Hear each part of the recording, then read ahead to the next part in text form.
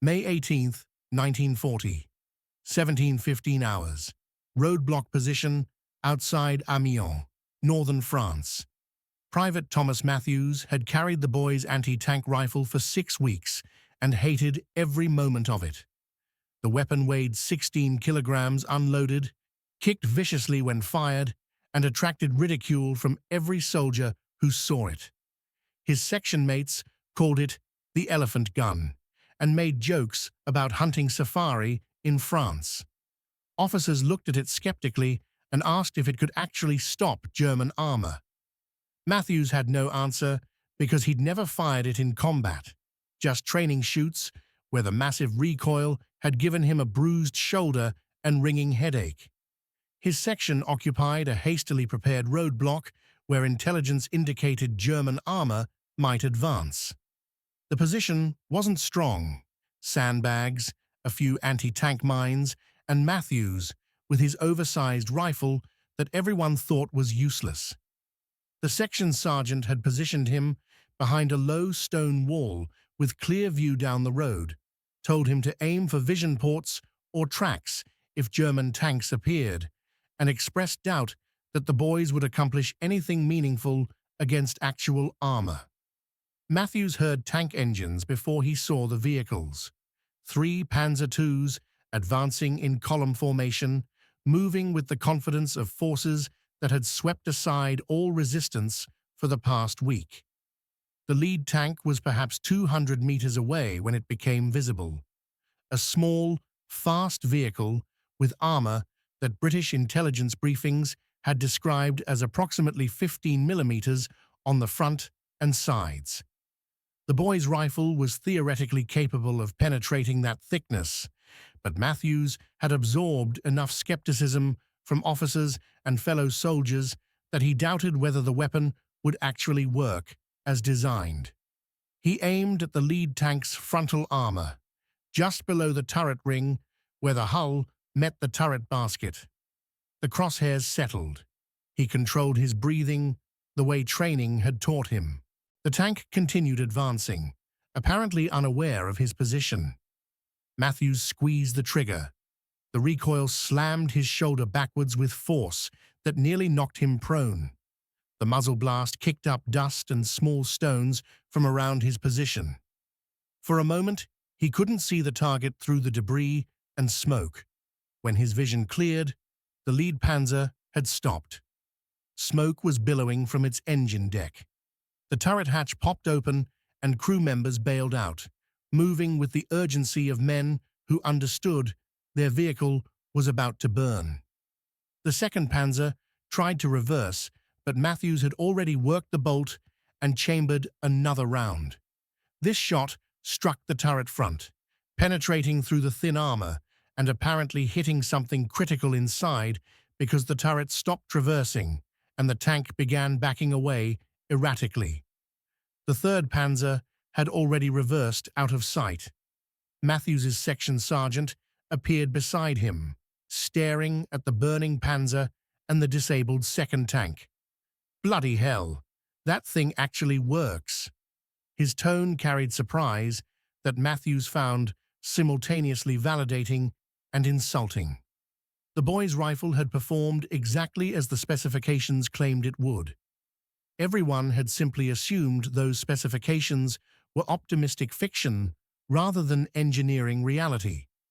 The engagement lasted perhaps 2 minutes. 2 German tanks destroyed or disabled by a weapon that German intelligence would later describe dismissively as a hunting rifle unsuited for modern warfare. The disconnect between German assumptions and British engineering reality would be repeated across dozens of engagements during the 1940 campaign, teaching Wehrmacht forces that mocking British equipment based on its appearance was potentially a fatal mistake, the rifle that shouldn't have worked. The boy's anti-tank rifle emerged from 1930s British military planning that anticipated mechanized warfare would feature light, fast tanks with minimal armor protection. Pre-war doctrine assumed that infantry needed portable weapons capable of defeating armor in the 20 to 30 millimeter range. thick enough to resist machine gun fire, but thin enough that high-velocity projectiles could achieve penetration. The resulting weapon design prioritized maximum muzzle velocity from a man-portable platform. The engineering solution was conceptually simple but mechanically demanding.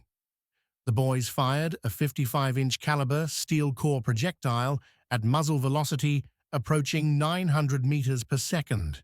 This produced kinetic energy sufficient to penetrate homogeneous armor plate up to 21 millimeters thick at 100 meters range under ideal impact conditions.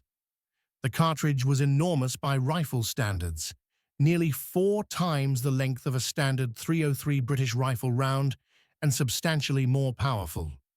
The recoil forces were correspondingly massive. Managing that recoil required multiple design features that gave the boys its distinctive appearance. A prominent muzzle brake redirected propellant gases to reduce felt recoil. A heavy barrel with bipod mounting provided stability and absorbed some recoil energy. A padded shoulder rest and recoil-absorbing mechanism built into the stock attempted to make the weapon bearable for the operator. Despite these measures, firing the boys remained physically punishing. The recoil was sufficient to cause bruising even through heavy clothing, and extended firing sessions could temporarily disable the shooter through accumulated trauma. The weapon's size and weight created tactical limitations that were obvious even before combat employment. At 16 kilograms unloaded, the boys was far too heavy for individual soldiers to carry effectively while maintaining combat mobility. 2-man teams were standard. One soldier carried the rifle, while the second carried ammunition and spotting equipment. Movement with the boys was slow and obvious.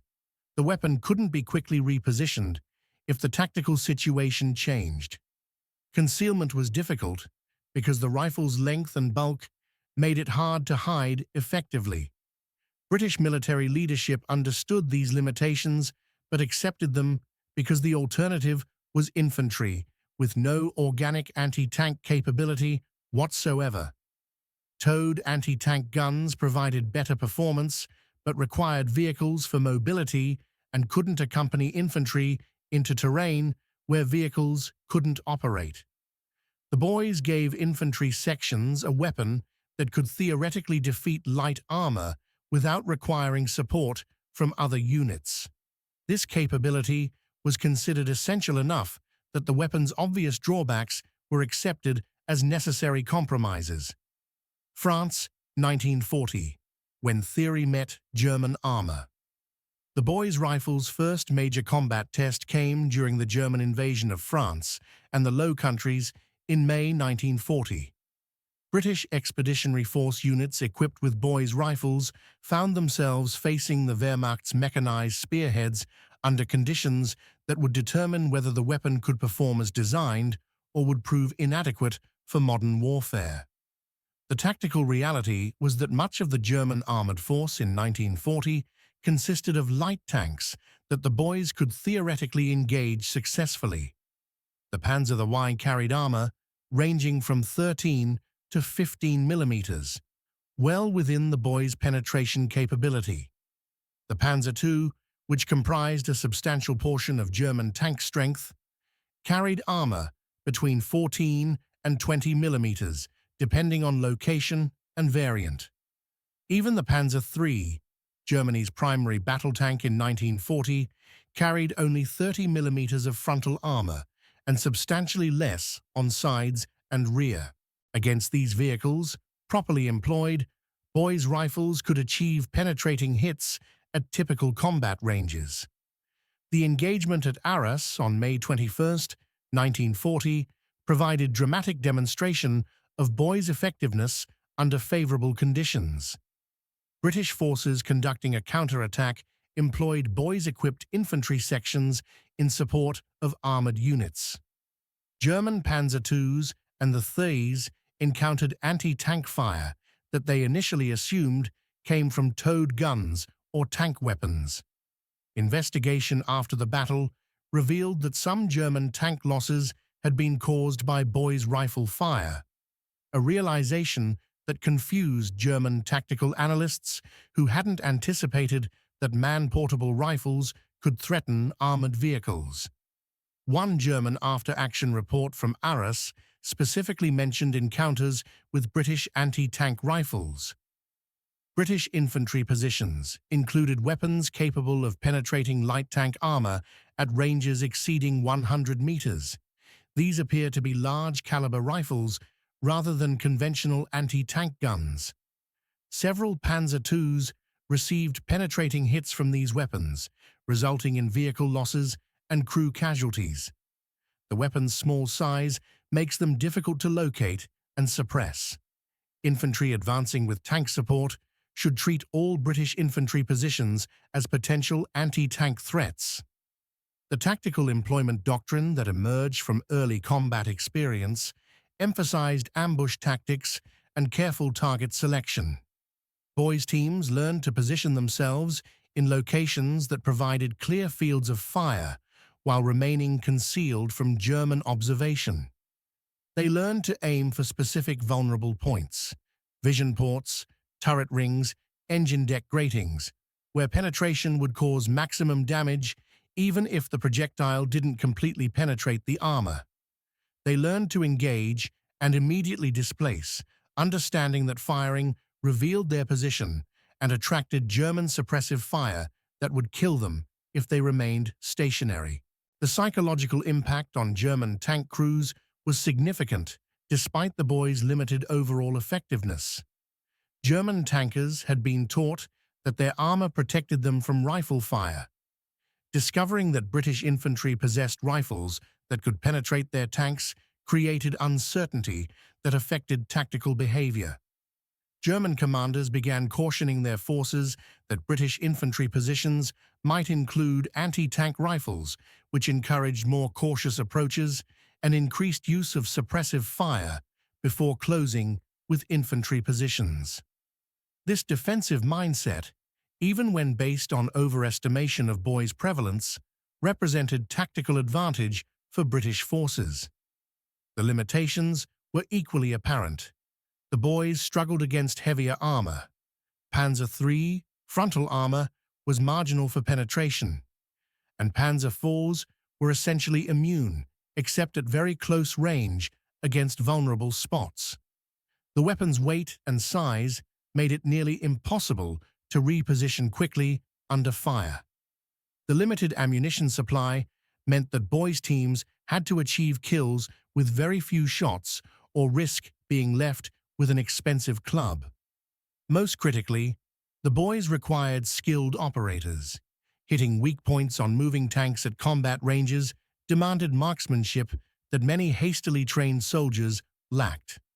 North Africa, perfect conditions for an imperfect weapon. The North African campaign provided operational environment where the boys' rifles' capabilities could be exploited more effectively than in Europe. The open desert terrain allowed long-range shooting, where the boys' flat trajectory and high velocity provided accuracy advantages. The abundance of light armored vehicles, Italian tankettes, German armored cars, reconnaissance vehicles, created target-rich environment where the boys remained effective. Most critically, the fluid nature of desert warfare meant that infantry sections might find themselves engaging enemy armor without immediate support, making the boys' organic anti-tank capability operationally significant. British and Commonwealth forces in North Africa employed boys' rifles extensively during the early desert campaigns. The weapon proved particularly effective against Italian armor. The L335 tankette that comprised much of Italy's armored strength carried armor thin enough that boys' fire could penetrate from any aspect at typical engagement ranges. German armored cars and half-tracks were similarly vulnerable. Even German tanks, when engaged from flanks or rear at close range, could be damaged or destroyed by well-aimed boys' fire. The fighting around Tobruk in 1941 showcased both Boy's effectiveness and limitations in defensive operations. Australian and British forces holding the fortress employed Boy's rifles as part of their anti-tank defences. German attacks encountered Boy's fire that destroyed or damaged light vehicles and occasionally achieved kills on tanks that exposed vulnerable aspects. The cumulative effect was that German forces had to treat all defensive positions as potentially dangerous to light armor, which complicated their tactical planning and slowed assault operations. One particularly effective employment came from mounting Boy's rifles on vehicles, particularly the Portee, mounting where the rifle was carried on a truck and could be deployed rapidly. This mobile employment partially offset the Boy's weight disadvantage while providing the crew with transportation and protection during movement. Vehicle-mounted Boy's rifles operated as highly mobile anti-tank platforms that could engage enemy armor, then relocate before German forces could organize effective response. Several British reconnaissance and raiding units employed vehicle-mounted Boy's rifles with notable success against German and Italian supply columns and rear area installations. The operational impact was measurable in German tactical behavior. Wehrmacht units in North Africa began employing more caution when operating light armor near British infantry positions. Reconnaissance operations that would previously have been conducted with armored cars alone now required heavier support. Supply convoys increased protective measures after several were successfully attacked by British forces using Boy's rifles against vulnerable trucks and light vehicles. These behavioral changes, even when based partly on overestimation of Boy's effectiveness, represented operational tempo reductions that benefited British forces strategically. When the elephant gun became obsolete, the Boy's rifle's decline from marginally effective anti-tank weapon to complete obsolescence occurred rapidly as German armor evolved. By 1942, most German tanks carried frontal armor that the Boys couldn't reliably penetrate even with tungsten core ammunition. The introduction of applique armor, spaced armor, and improved metallurgy meant that even side and rear shots became problematic unless fired at very close range against specific weak points. The tactical situations where Boy's rifles could achieve kills became increasingly rare and dangerous, requiring crews to allow German armor to approach within 50 meters or less, at ranges where German tank guns and machine guns could destroy the Boy's position easily. The British Army's response was development of more effective anti-tank weapons, the Piat spring-powered bomb thrower, and increasingly available towed anti-tank guns in 2-pounder and 6-pounder calibers. These weapons provided anti-tank capability that actually worked against evolved German armor, which made retaining the Boys increasingly difficult to justify. The weapon consumed transport capacity, required dedicated ammunition supplies, and provided capability that was marginal at best against the threat it was supposed to counter. The transition away from Boy's rifles occurred unevenly across British forces. Frontline infantry units in Europe received Piat launchers and shed their Boy's rifles with relief. The Piat was hardly beloved, but at least it could destroy German tanks when conventional anti-tank guns weren't available. Units in secondary theaters retained Boy's rifles longer, particularly in regions where they still faced light armor that the weapon could engage effectively. Some Boy's rifles remained in service through war's end in roles where their anti-materiel capability retained value even though their anti-tank role had become obsolete. What German soldiers actually said. German perspectives on the Boy's rifle, documented through combat reports and prisoner interrogations, revealed mixture of dismissive mockery and grudging acknowledgement of the weapon's effectiveness in specific situations. The nickname, elephant gun, appeared in German documents as translation of British soldiers' own terminology, and German soldiers used it with similar mix of derision and respect. Captured German documents from 1940-41 included multiple references to British anti-tank rifles. One Wehrmacht tactical assessment noted, British infantry sections include large-caliber rifles designated for anti-tank use. These weapons can penetrate light tank armor at close range and pose significant threat to armored cars and soft-skinned vehicles. Crews report that the weapons produce distinctive sound when fired, a sharp crack notably different from conventional rifle fire. The psychological effect of infantry possessing weapons capable of damaging tanks should not be underestimated, as it affects our crews' willingness to close with British positions. German tank crews who'd encountered boys' fire provided more personal perspectives during interrogations. One Panzer II commander, captured in France, stated, "We were told British infantry had anti-tank rifles, but we didn't believe they could harm our tanks.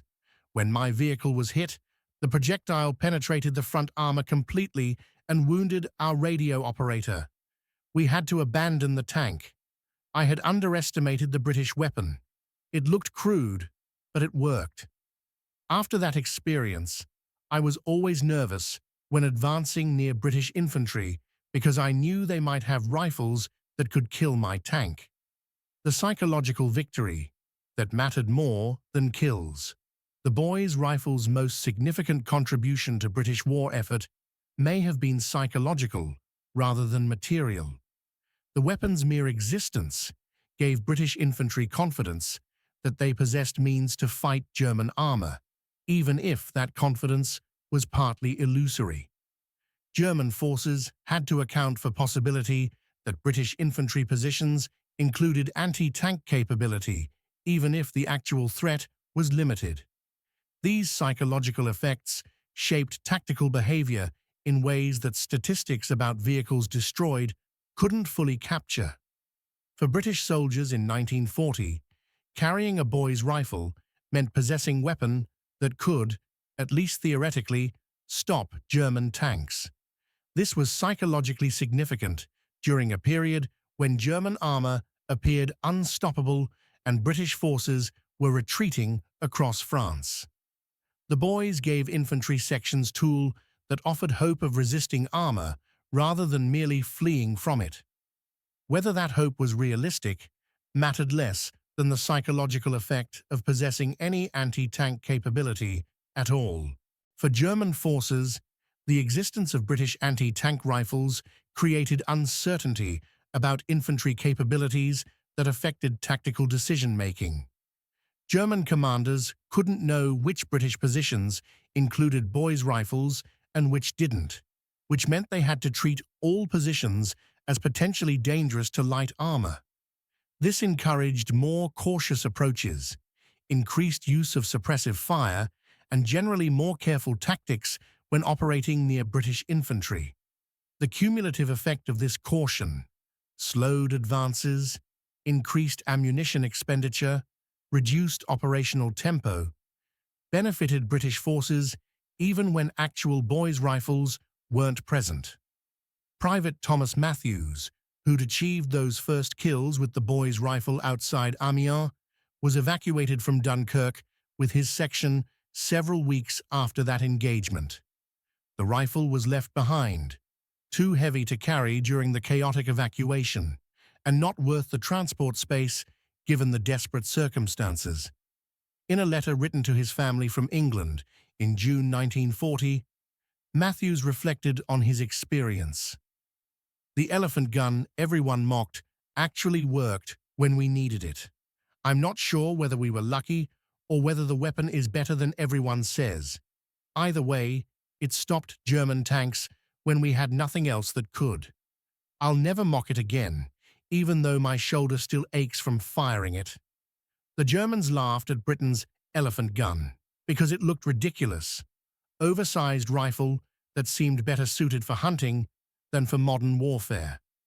They stopped laughing when boys' fire penetrated their tank's armor, killed crew members, and destroyed vehicles that were supposed to be immune to rifle-caliber weapons. The laughter turned to caution, then to tactical adjustments, then finally to relief, when improved German armor rendered the weapon obsolete and eliminated the threat it represented. But for the period when the boys remained effective, roughly 1939 through early 1942, it provided British forces with capability they desperately needed. Not because it was good, but because it worked well enough when the alternative was having nothing at all. In warfare, adequate weapons available immediately are more valuable than perfect weapons that arrive too late.